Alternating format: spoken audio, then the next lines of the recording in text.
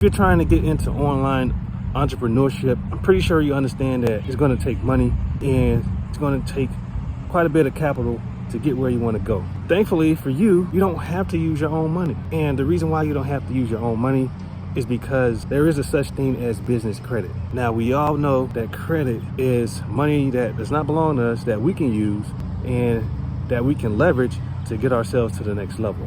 When it comes to business, we have to know how to do it correctly.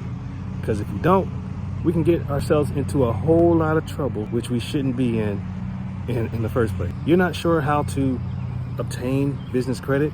Well, I'm gonna tell you what you need to do.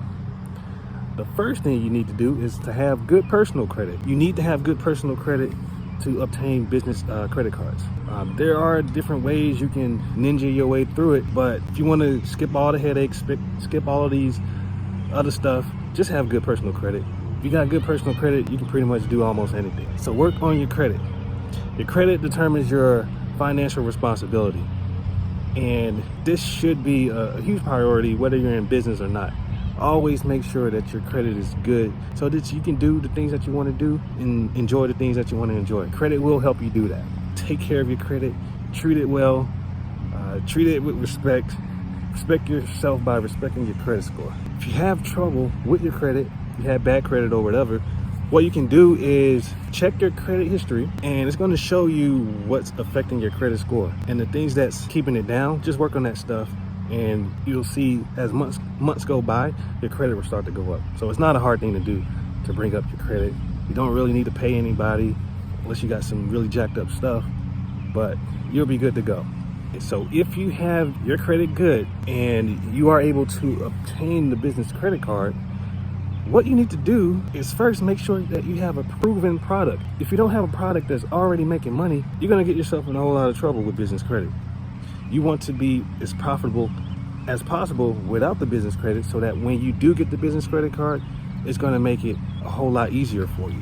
And also, don't just get any old business credit card. Get a business credit card that has good rewards so you can use those rewards to get cash back and do other things. If you don't have a proven product, continue to do your product research, continue to test out the market, and when you find it, that's when you go all in with the business credit.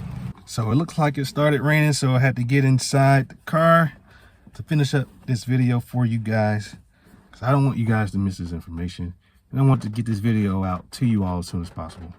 When it comes to the business credit card, you want to make sure that every month you zero your balance. Do not carry a balance over into the next month. That is a no-no. That is a huge no-no in the credit card world. Never, ever carry over a balance. Now, the thing is with business credit, usually it doesn't report to your personal credit. Now, you need the good personal credit to get the card, but once you get the card, you need to make sure that you can have a good business line of credit for your EIN or whatever you have so that you can continue to get more credit in the future. Just because it's not reporting to your personal, you have to understand that our business is an entity as well. We want to look as our business as a reflection of ourselves. So make sure you're keeping your business credit nice and clean and as beautiful as it can be. Make sure you get into this.